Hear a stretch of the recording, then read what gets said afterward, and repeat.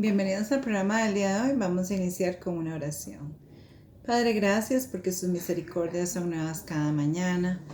Señor, pedimos el perdón de nuestros pecados y la unción de su Santo Espíritu en el estudio de su santa palabra. En el nombre de Jesús. Amén. Bienvenidos a Comentarios en el libro de Daniel. Hemos estado pasando un tiempito en el capítulo 8 y 9. Hoy vamos a hablar, creo conveniente, que hagamos un paréntesis para analizar un poquito el asunto del juicio de Dios. Porque ahí se nos habla de un juicio y vemos escenas del juicio. Entonces quiero establecer los principios que dicen las escrituras para que tengamos una base y un entendimiento mejor a la hora de estudiar el juicio investigador. Así que hoy vamos a ver simplemente el tema del juicio, no en una forma muy abarcante, pero sí vamos a tomar un ratito para comprender algunas cosas. Vamos a empezar con Hechos 17, el capítulo 17 y los versículos 30 y 31.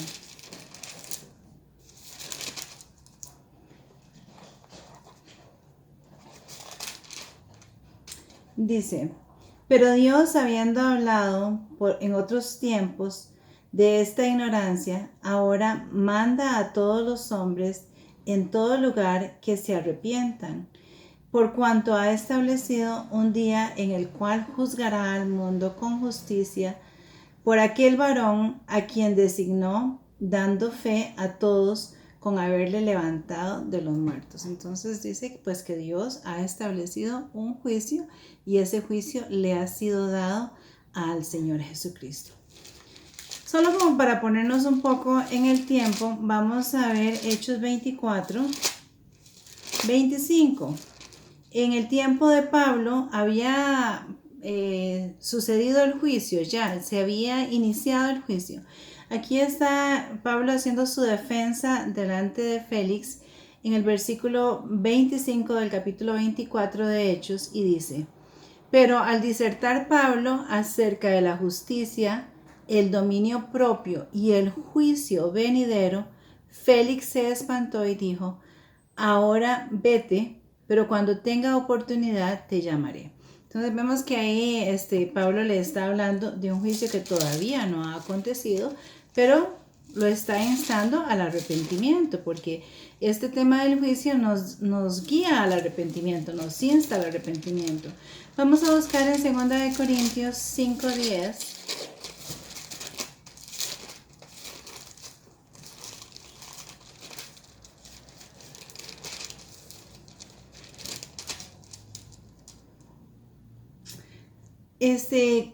¿Sobre qué vamos a ser juzgados? 2 Corintios 5:10 dice, porque es necesario que todos nosotros compadezcamos ante el tribunal de Cristo, para que cada uno reciba según lo que haya hecho mientras estaba en el cuerpo, sea bueno o sea malo. Entonces, por eso es el juicio. Ha habido un entendimiento a través de los tiempos de que habrá un juicio. Incluso aquí el rey Salomón en el libro de Eclesiastés 12, versículo 14, vamos a ver, él dice, porque Dios traerá toda obra a juicio juntamente con todas las cosas encubiertas, sean buenas o sean malas. Entonces la escritura establece muy claramente que hay un tiempo de juicio. Ahora hoy vamos a estar viajando por las escrituras y vamos a devolvernos continuamente al libro de Daniel, que es lo que estamos estudiando. Entonces vamos a estar ahorita en el capítulo 7, versículos 9 y 10.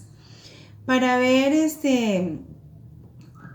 Daniel le es mostrada una escena del juicio. Entonces vamos a ver cuál es esa escena.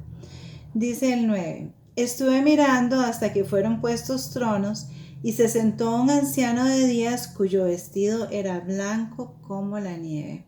Este es el Padre Celestial.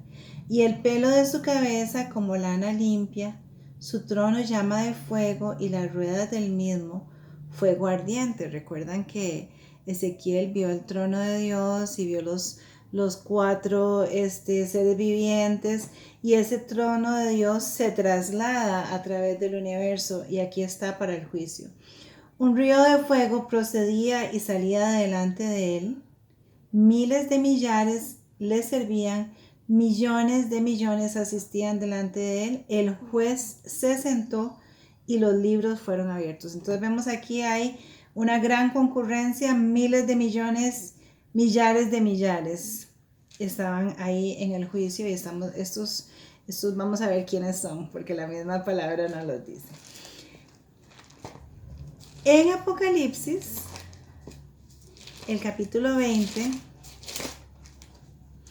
y el versículo 12 nos dice la Santa Escritura: y vi a los muertos en la escena del juicio, dice el juicio en el gran trono blanco. Entonces, en el versículo 12 dice: vi a los muertos, grandes y pequeños, de pie ante Dios, y los libros fueron abiertos. Y otro libro fue abierto, el cual es el libro de la vida. Y fueron juzgados los muertos por las cosas que estaban escritas en los libros, según sus obras. Muy importante, porque vemos que hay una documentación para el juicio, hay evidencias para el juicio, y estos libros son abiertos. Nuestra vida está documentada ante el cielo como si fuéramos el único ser humano sobre el planeta Tierra. Así que debemos estar conscientes de esto cuando escogemos no servirle a Dios en las cosas. Tenemos que saber que las cosas que hacemos están o a nuestro favor o a nuestra contra. Nosotros no somos salvos por obras, pero la obra sí es una evidencia de la fe y del cambio de vida y corazón que el Señor nos da. En Malaquías 3:16 dice: entonces los que temían a Jehová hallaron cada uno a su compañero, y Jehová escuchó y oyó, y fue escrito el libro de memorias delante de él, para los que temen a Jehová y para los que piensan en su nombre. Estos libros está el libro de la vida, de las buenas obras, de las memorias. Este libro está diseñado por el Señor para estar a nuestro favor y no en contra, porque por supuesto Dios está a favor nuestro y no en contra nuestro. Por eso Él hace esa propiciación con el sacrificio del Señor Jesús para que podamos obtener la vida eterna, que es lo que Él desea. Vamos a ver algunas de las escenas del juicio que nos muestra la Escritura. Apocalipsis 5:11.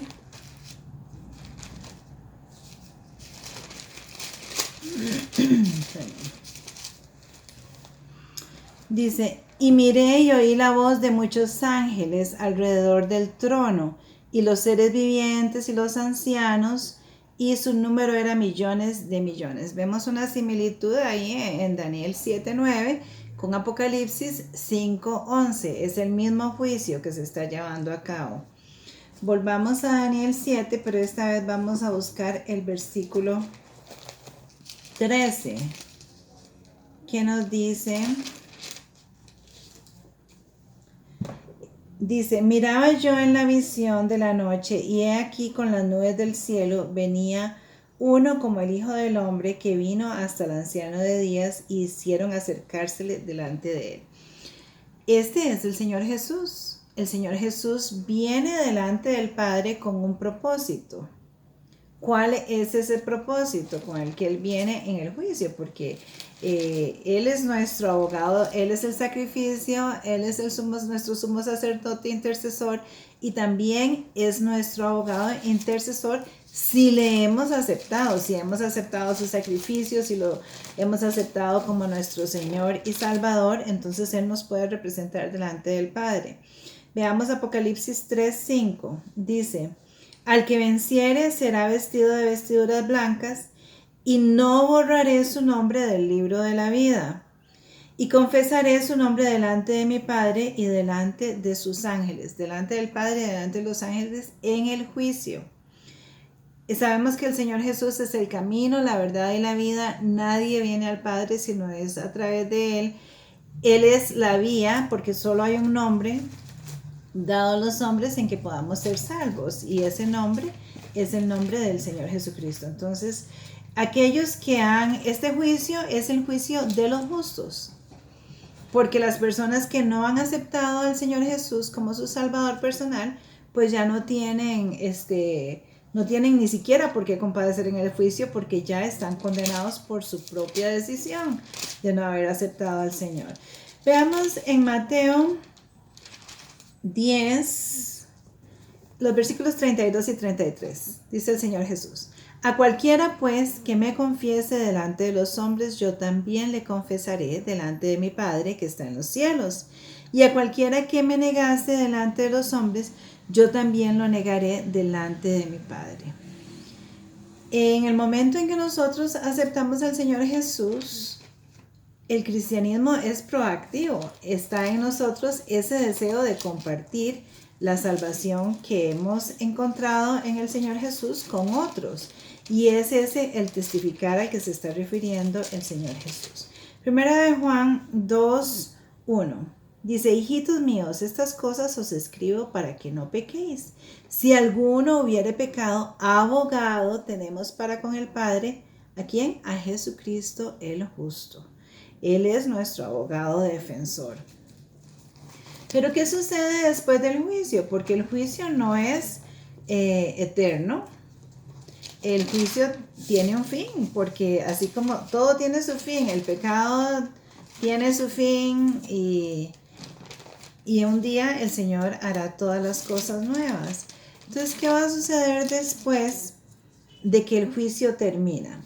Regresemos ahí a Apocalipsis, Daniel 7, pero esta vez vamos a ver el versículo 14.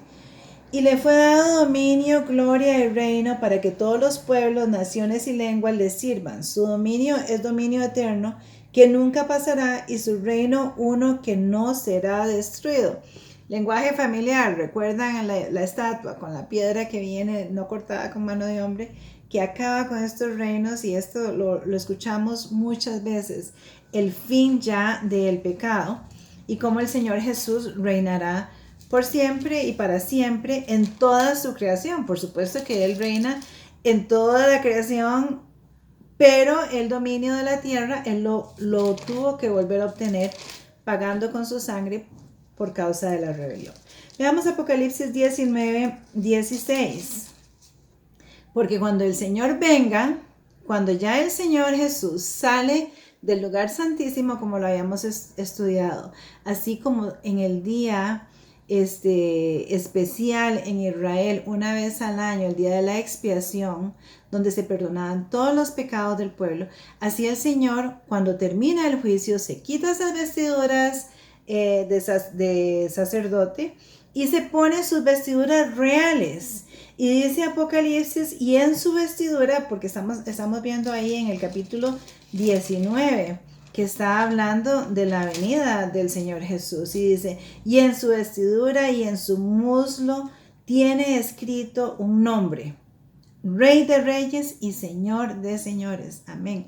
Ese es el título real con que Él viene a esta tierra: Rey de Reyes y Señor de Señores.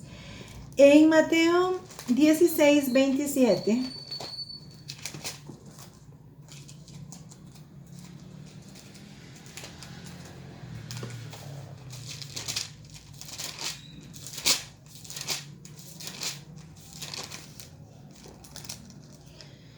dice: porque el Hijo del Hombre vendrá en la gloria de su Padre con sus ángeles, y entonces pagará a cada uno conforme sus obras. El Señor, cuando viene, ya Él trae su recompensa. Él no viene a juzgar, ya el juicio ha sido terminado y establecido. Veamos Apocalipsis, y él ahí cuando sale del santuario celestial y dice: se cierra la puerta de la gracia, y el que es justo sigue siendo justo, el que es impío sigue siendo impío, se acabó el tiempo de la gracia. Es un pensamiento muy, muy solemne que debemos de pensar y meditar en estos asuntos. Apocalipsis 22:12. He aquí, yo vengo pronto y mi galardón conmigo para recompensar a cada uno según su obra. Bueno, además el Señor vuelve a decir esto. Recordemos que Él, cuando estuvo con los discípulos, Él les prometió que Él vendría de nuevo. Él le dijo en Juan 14, del 1 al 3, no se turbe vuestro corazón, creéis en Dios, creed también en mí, en la casa de mi Padre muchas moradas hay, si así no fuera yo os lo hubiera dicho. Voy pues a preparar lugar para vosotros, para que donde yo esté, vosotros también estéis. Esa es la promesa de su venida. Veamos Juan 5.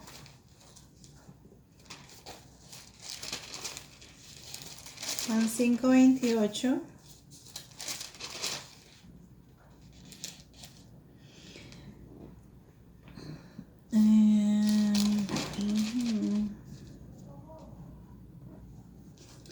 Dice, no os maravilléis de esto, porque vendrá la hora cuando todos los que están en el sepulcro oirán su voz. ¿Quiénes? Todos los que están en el sepulcro oirán su voz. Y los que hicieron lo bueno saldrán a la resurrección de vida, mas los que hicieron lo malo a resurrección de condenación. Previamente habíamos hecho un estudio acerca del estado de los muertos. Importantísimo el tema, pero aquí estamos mencionando un versículo aquí y otro allá, donde se nos está aclarando el concepto de que los muertos no están en ningún lugar en particular, están en el sepulcro hasta que venga el Señor Jesús. En estos tiempos en que vivimos, Satanás se agarra de muchas cosas, de todo lo que puede para engañar, pero debemos de escuchar qué es lo que dice el Señor y solamente eso obedecer. Hechos 24:15 dice, teniendo esperanza en Dios, al cual ellos también abrigan, de que ha de haber una resurrección de los muertos, si de justos como de injustos. Ya lo había mencionado yo, estamos hablando ahora de este juicio de el pueblo de Dios, todo aquel que ha profesado ser cristiano, pero también habrá una resurrección de los impíos, de aquellos que nunca se decidieron por el Señor. Así que si tiene alguna duda con el asunto del estado de los muertos, por favor vaya a los estudios previos que hemos tenido o deje algún comentario en el canal y con mucho gusto le aclaramos con la ayuda de Dios lo que se puede. Vamos a ver Apocalipsis 20, 4 y 5.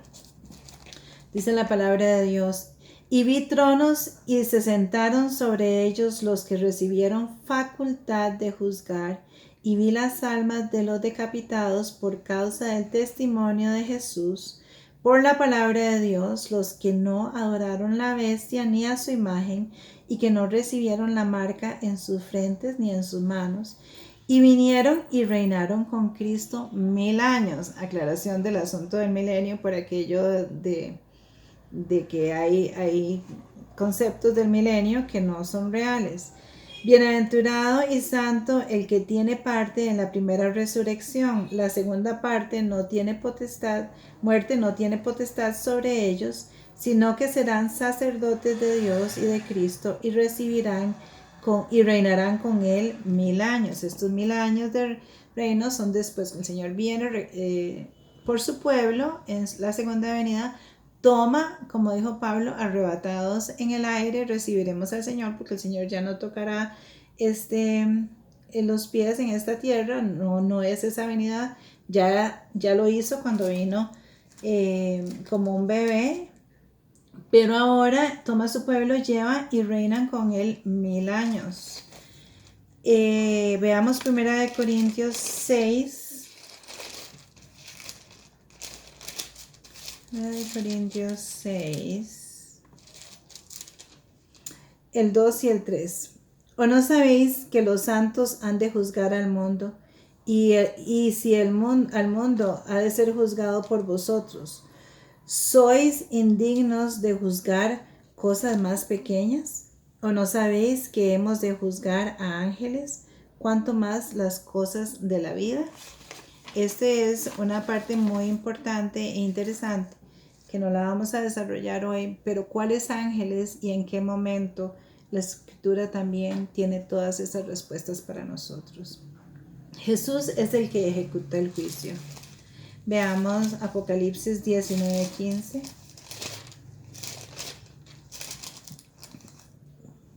Y en su vestidura y en su muslo un nombre escrito: Rey de Reyes y Señor de Señores. Él es el que ejecuta el juicio. ¿Por qué es Jesús el único que puede ejecutar el juicio? Porque Él es nuestro creador y Él ha sido nuestro redentor. Si no fuera por el sacrificio expiatorio del Señor Jesús, no tendríamos derecho a la salvación. Veamos aquí Juan 5, 26 y 27. Dice: porque como el Padre tiene vida en sí mismo, así también ha dado al Hijo el tener vida en sí mismo.